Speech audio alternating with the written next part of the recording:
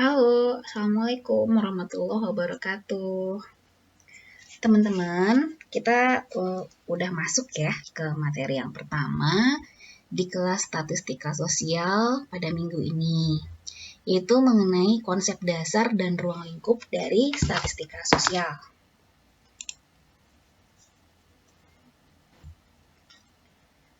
Menunya yang akan kita pelajari pada minggu ini adalah apa itu statistika dan statistik. Ternyata statistika dan statistik itu adalah ada perbedaannya. Walaupun kadang-kadang kita silap lidah ya mengucapkannya itu statistik gitu. Tapi nanti akan dijelaskan statistika itu apa, statistik itu apa. Yang kedua, yaitu mengenai pentingnya mempelajari statistika. Berikutnya adalah pemanfaatan statistika dalam ilmu sosial, dan kita juga akan membahas mengenai jenis-jenis statistik. Oke, nah jadi ini adalah perbedaan dari statistika dan statistik. Oke, statistika ini adalah ilmu dan teknik. Jadi ini statistika ini adalah ilmunya ya.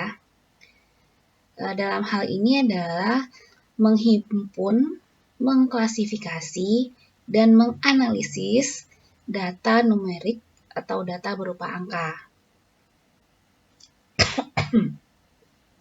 Sedangkan statistik itu adalah sebagai sajian data angka dalam bentuk tabel, grafik, diagram, deretan angka, visualisasi angka, dan sebagainya. Jadi teman-teman bisa memahami ya bahwasanya antara statistika dan statistik itu adalah dua hal yang berbeda.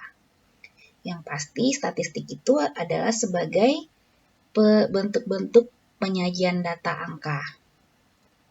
Gitu ya. Nah, sedangkan untuk statistika sendiri itu banyak banget pengertiannya. Yang pertama, statistika menurut Profesor Dr. Sujana MA, MSc, yaitu suatu pengetahuan yang berkaitan dengan metode pengumpulan data, pengolahan data, analisisnya, serta penarikan kesimpulan berdasarkan kumpulan data dan penganalisisan yang dilakukan. Jadi nanti saat skripsi, ini tuh yang teman-teman lakukan. Mau datanya berupa data kualitatif maupun datanya kuantitatif. Menurut Anderson dan Bancroft, statistika itu berupa ilmu dan seni perkembangan dan metode yang paling efektif untuk pengumpulan, pentabulasian, dan interpretasi data. Oke, pentabulasian ini adalah penyusunan data dalam bentuk tabel. Tujuannya untuk mempermudah penataan data untuk disajikan dan dianalisis. Balik lagi, jadi data kuantitatif sedemikian rupa, sehingga kesalahan dalam kesimpulan dan estimasi dapat diperkirakan dengan penggunaan penalaran induktif yang didasarkan pada matematika probabilitas atau peluang. Penalaran induktif itu apa sih? Penalaran induktif itu proses berpikir untuk menarik kesimpulan berupa prinsip yang berdasarkan fakta-fakta tertentu. Hasilnya berupa generalisasi, analogi, ataupun sebab akibat. Nanti kalau ada pertanyaan, silahkan dikirim ke WA ya. Menurut Profesor Dr. Haji Agus Irianto, statistika itu adalah sekumpulan cara maupun aturan yang berkaitan dengan pengumpulan, pengolahan atau analisis, penarik kesimpulan atas data-data yang berbentuk angka dengan menggunakan suatu asumsi-asumsi tertentu. Asumsi itu apa sih? Asumsi itu adalah dugaan, anggapan, atau landasan berpikir yang dianggap benar. Gitu.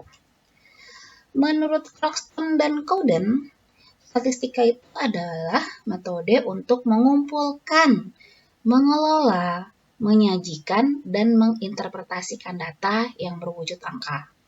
Jadi dari tadi ada beberapa orang itu datanya itu harus berwujud angka. Jadi data kualitatif nanti akan kita jadikan angka gitu. Nah, berikut ini adalah contoh peranan statistika dalam ilmu komunikasi, khususnya dalam broadcasting. Contohnya, kita menggunakan statistika untuk mendata kegemaran konsumen akan program-program yang kita tayangkan, entah itu di TV, mainstream, atau di media sosial. Kemudian untuk mengetahui perkembangan suatu audiens media di mana suatu event rutin kita adakan, gitu kan. Misalnya kita mengadakan event tertentu sekali sebulan. Nah, dengan menggunakan ilmu statistika, kita bisa melihat perkembangan audiens tersebut. Bulan pertama berapa, siapa saja, usianya berapa. Di bulan kedua juga seperti itu, bulan ketiga juga seperti itu. Apakah ada perkembangannya atau tidak? Kalau ada perkembangannya, biasanya kan event itu akan terus kita adakan. Tapi kalau perkembangannya nggak ada, pasti ada beberapa pertimbangan lain yang mungkin saja event tersebut tidak lagi dilakukan. Kemudian yang paling penting adalah kita bisa mempresentasikan materi yang mengandung statistik dengan baik. Gitu. Ini menurut Pak Sugiono, ini adalah contoh peranan statistika dalam penelitian. Yang pertama adalah sebagai alat untuk menghitung besarnya anggota sampel yang diambil dari suatu populasi. Dengan demikian, jumlah sampel yang diperlukan lebih dapat dipertanggungjawabkan. Kebayang nggak suatu populasi yang jumlahnya ribuan, puluhan ribu, atau bahkan ratusan ribu? Nggak mungkin kan semuanya kita ambil, kita jadikan data-datanya kita ambil dari sebanyak itu. Jadi kita perlu sampel yang kita gunakan, nanti ada rumus-rumusnya. Sebenarnya sih ada toolsnya ya, dan itu lebih memudahkan kita. Dan sampel ini cukup atau tidak gitu. Standarnya sih sampel biasanya 30, cuma nanti tergantung jumlah populasinya juga, berapa sebenarnya sampel yang bisa kita gunakan untuk penelitian ini. Kemudian peranan statistika lainnya adalah sebuah alat untuk menguji validitas dan reliabilitas instrumen sebelum instrumen tersebut digunakan dalam penelitian. Maka harus diuji dulu validitas dan reliabilitasnya.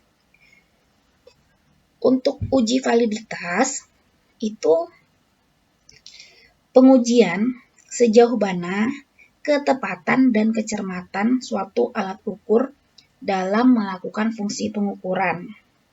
Biasanya kita itu untuk melihat pertanyaan-pertanyaan dalam kuesioner yang kita bagikan, pertanyaan tersebut mampu mengungkapkan sesuatu yang sebenarnya akan kita ukur atau yang kita teliti itu apa sih sebenarnya gitu, berdasarkan pertanyaan-pertanyaan yang ada. Kalau uji reliabilitas itu untuk mengetahui konsistensi alat ukur.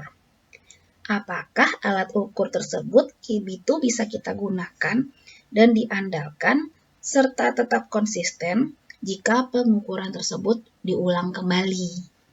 Nah, ini ada toolsnya. Nanti teman-teman tinggal klik aja. Biasanya sih standar yang kita gunakan SPSS. Gitu. Kemudian, peranan statistika lainnya dalam penelitian menurut